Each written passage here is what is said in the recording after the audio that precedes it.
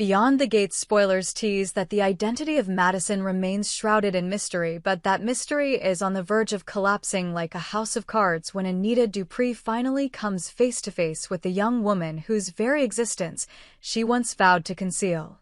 In the grand parlor of Fairmont Crest's oldest estate, where polished mahogany furniture gleamed in the waning afternoon light, Anita's eyes locked onto a pale, crescent-shaped scar just beneath Madison's right collarbone. Time froze in that instant. The soft tick of the antique clock, the quiet rustle of summer breezes through open windows, even Madison's steady breath seemed to catch in suspense. Anita's hand flew to her mouth. Her knuckles, knotted with years of hidden guilt, trembled. She stared, riveted by recognition, as though the scar itself was a living signature, a testament written in flesh that could not be erased by distance or deception. "Madison," she whispered, voice quavering. The single name carried a universe of unspoken emotion, joy, terror, regret, love, and fear all tangled together. Madison, caught off guard by the sudden intensity of Anita's gaze, tilted her head, curious and unprepared for the storm gathering in Anita's eyes. For a heartbeat, neither spoke. Then tears, unbidden and unstoppable, spilled down Anita's cheeks. The composed, dignified matriarchal woman who had risen through society's rigid ranks on the strength of her poise crumbled into raw vulnerability. She reached out, as if to touch the scar itself, but hesitated, torn between the impulse to claim her child and the dread of shattering the life Madison had known. Finally, Anita swiped at her tears with trembling fingers and stepped forward. "My darling girl," she breathed, voice thick with the weight of decades. You're my daughter. Vernon's and mine." Madison's eyes widened as the revelation crashed over her. All at once, the name she'd assumed, the family she'd called her own, and the emptiness she'd felt in fleeting moments of unnameable yearning converged. She took a staggering breath, searching Anita's face for proof that this was not some cruel trick. But the sorrow and relief etched into Anita's expression, the way her shoulders shook with suppressed sobs, confirmed the truth. Something in Madison's chest cracked open, releasing a torrent of questions that threatened to drown her. Anita swallowed, finding strength in desperation. "I know you have so many questions," she said, voice husky. "I owe you every answer I can give. But first, please, look at this." She gently lifted the edge of Madison's blouse, revealing the full arc of the scare, a delicate, pale line that stretched from just below the clavicle toward her heart. Madison's breath hitched as her fingertips brushed the flesh, tracing the raised ridge as though she could read the story it held. "I marked you," Anita continued, voice low. "Not to brand you, but to recognize you, to know you were safe. I left that mark on your body the moment you were born." Madison's mind spun back through shadows of forgotten memories, a woman's distant lullaby, the sting of cold air on bare skin, and a pair of gentle hands smoothing a small, sharp instrument across her shoulder before darkness swallowed her. She had no name for the threads of memory that flickered like candle flames until now. The scar, once dismissed as the result of a childhood accident, was the only tangible link to a past she had never truly owned. "Why?" she whispered. "Why didn't you come for me? Why did you let me go?" Anita nodded, tears still falling. She folded Madison into a trembling embrace, as though trying to teleport warmth through shared sorrow. "I loved you more than anything," she said, her voice cracking under the weight of confession. "But the moment of your birth was the most dangerous I have ever known. Vernon and I were running for our lives. We had uncovered something we were never meant to see, a conspiracy at the highest levels of Fairmont Crest, linked to those who would kill to protect their secrets. We thought we could outrun them, but when you came into this world, our priority became your safety above all else." Pulling back slightly, Anita searched Madison's eyes. "I gave you to a woman named Clara Reynolds. She was a nurse with a kind soul and no ties to our world. She agreed to raise you like her own, far away from this place. We thought that if your enemies discovered your existence, they'd find her instead and spare you. But after that night, we lost contact. We never learned where you were, who you became, or whether you were safe. Every day without you is agony. She pressed her lips together as if to staunch further confessions, but then exhaled sharply, as though unable to contain the next words. I left you the scar so we could find each other if fate ever brought us back together. That market was our only guarantee. Madison's head swam. The room's opulence, the rich tapestries, the polished glass of antique chandelier receded into insignificance. All that mattered was the woman before her, who claimed to be her mother after a lifetime of absence. She stepped back, requiring space to breathe. You gave me away, she said, voice trembling with raw hurt. You abandoned me. Anita winced at the accusation as if struck. I didn't abandon you, she said softly, though her voice echoed through the silent parlor. I protected you. I sacrificed the chance to see you grow up, to hold you in my arms, to wipe away your tears. Every decision I made was to keep you alive. She lifted a trembling hand to Madison's cheek. I was terrified that if I stayed, I would only bring the darkness to you. And for that, I can never forgive myself. For long seconds, Madison faced the woman who claimed her heart's missing piece and yet had once chosen her safety over the simple act of mothering. The thunder of emotions, anger, sorrow, relief, betrayal clashed like storm-racked waves. Then she felt her own tears, hot drops that spoke of loss so deep it defied words. All this time, she whispered, I felt like something inside me was missing. I didn't know what it was, I just felt hollow.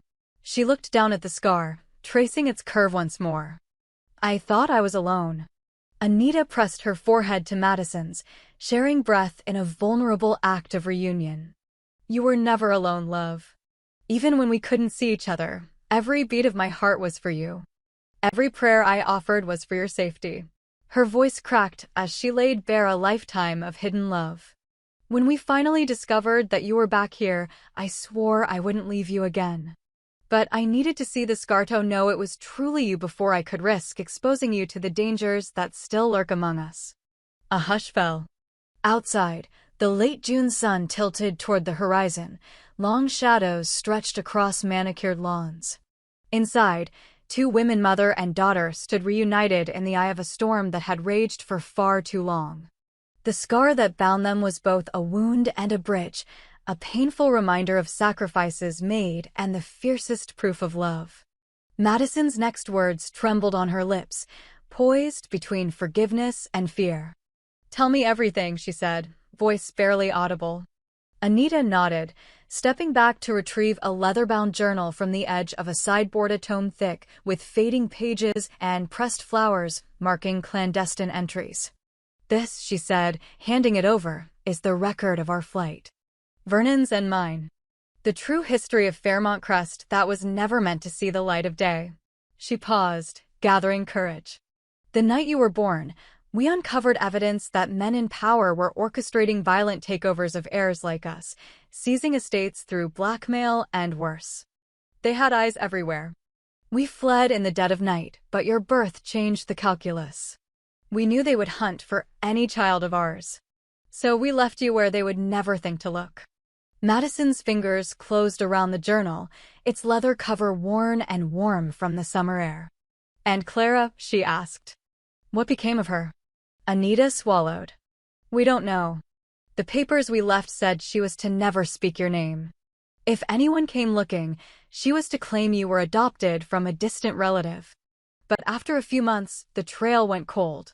We learned only that she moved once more, somewhere out west, and then nothing. She covered her mouth with her hand, distraught at the knowledge of her own powerlessness.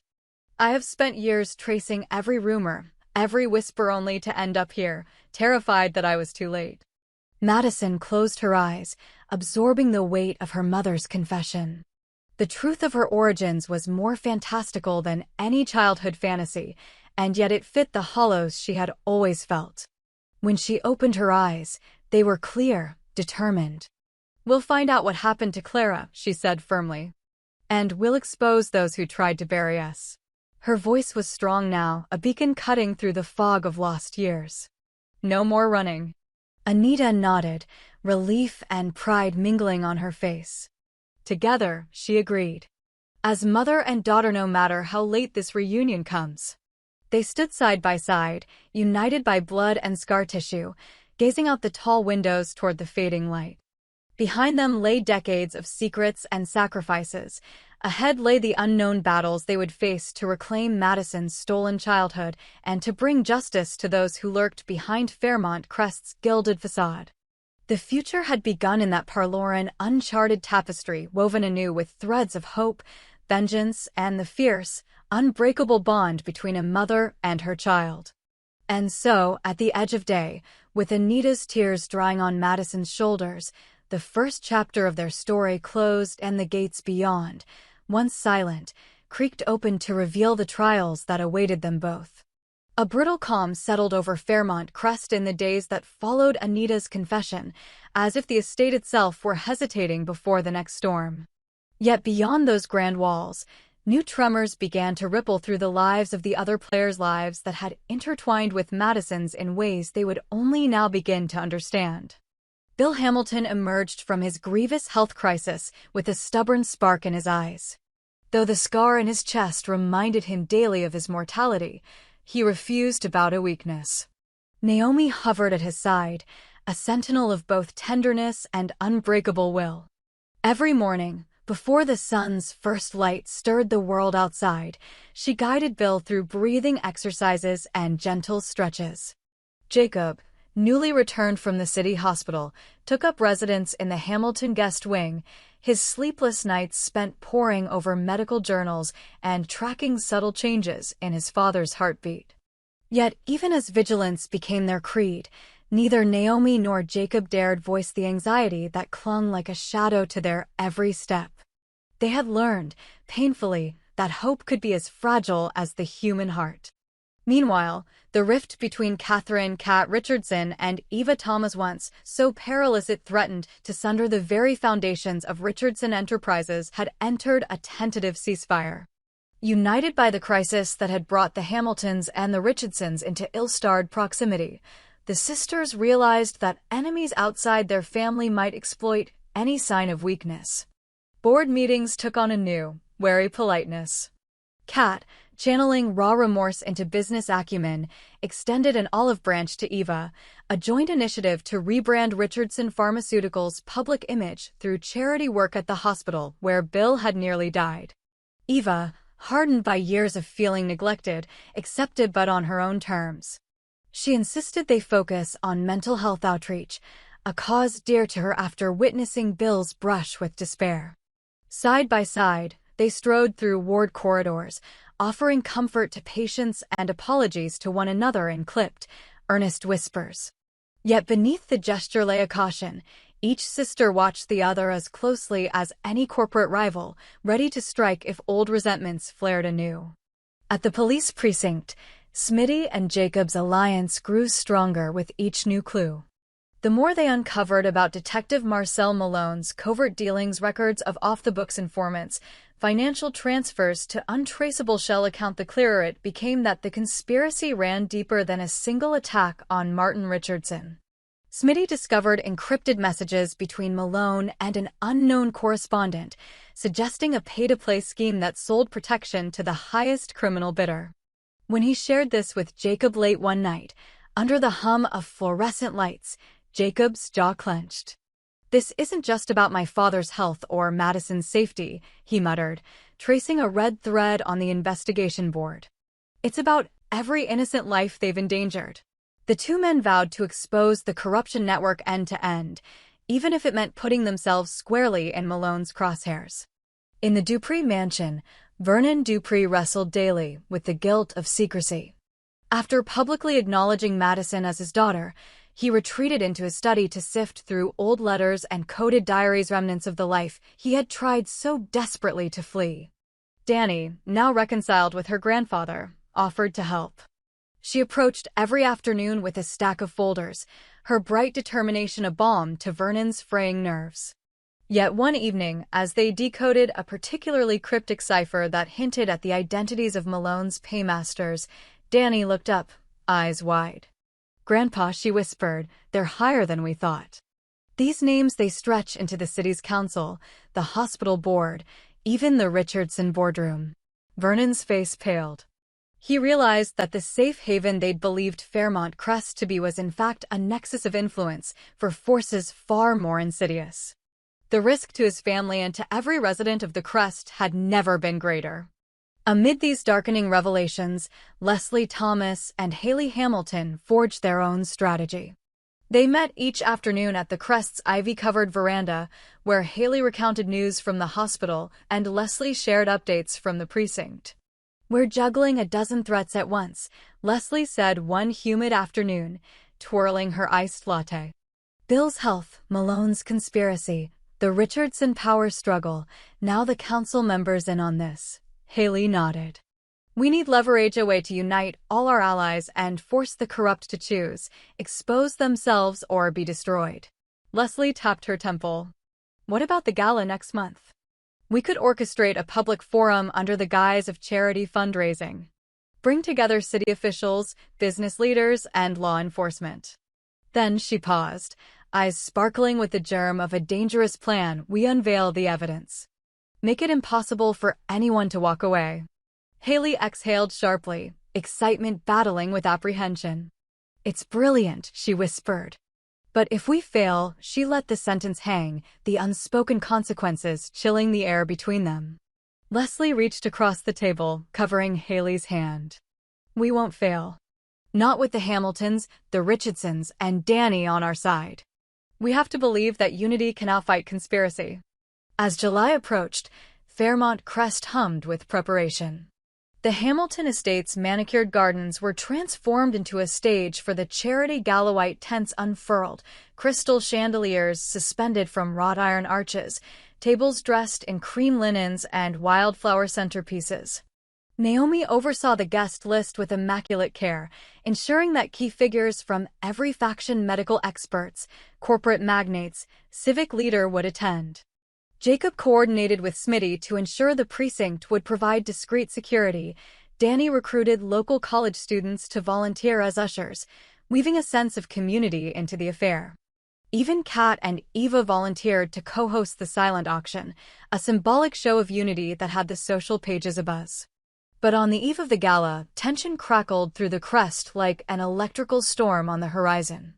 Vernon, reviewing the final ledger of suspects in his study, felt eyes on him from the shadows.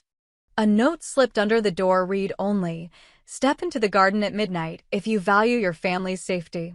His pulse raced. He knew the handwriting belonged to Malone's enforcer, a cruel smiley face dotting the I.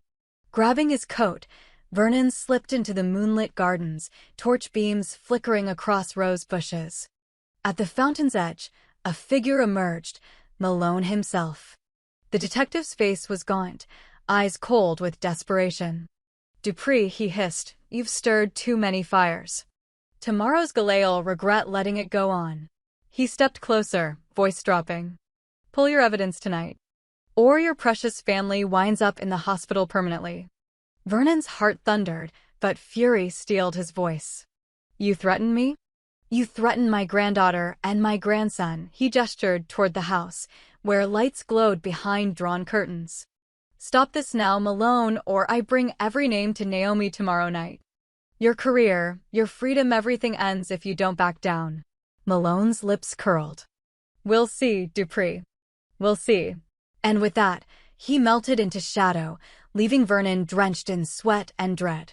Racing back inside, Vernon found Madison in the library, her nose buried in Anita's journal. He thrust the note into her hands. "Read it," he panted.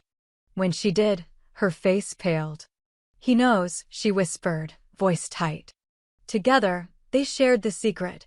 The conspiracy would seek to disrupt the gala, to bury the evidence and keep its players hidden. The only way to protect everyone was to ensure the evidence went public first before Malone could move. At dawn, a whirlwind of activity seized the Crest. Jacob delivered a digital cache of transcripts and financial records to Naomi's private office. Leslie and Haley reviewed the evening's schedule, making sure the moment they handed the microphone to Vernon would coincide with covert placement of Smitty's officers near the perimeter. Even the gala's entertainment lineup was revised. The violinists scheduled for intermission would play through the grand fountain, masking the soft hum of laptops as Smitty uploaded the files to a live news feed. As dusk fell and candles winked to life under the tents, the guests arrived in a slow procession of evening gowns and tuxedos, champagne flutes in hand. Naomi, radiant in a pale blue silk dress, greeted each with practiced warmth.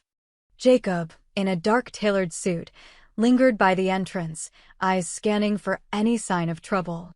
Kat and Eva, flanking the silent auction table, exchanged cautious smiles, sisters bound by new understanding if only for a single night. Danny stood near the stage, Marin at her side, his small hand clutching hers as though sensing the undercurrent of danger. Haley slipped backstage to find Smitty and hand him the final file. He nodded grimly. "We're live at 10 o'clock, he said, eyes reflecting both determination and fear. Leslie joined them, pressing Haley's shoulder. "We can do this," she whispered. "For every victim of their schemes."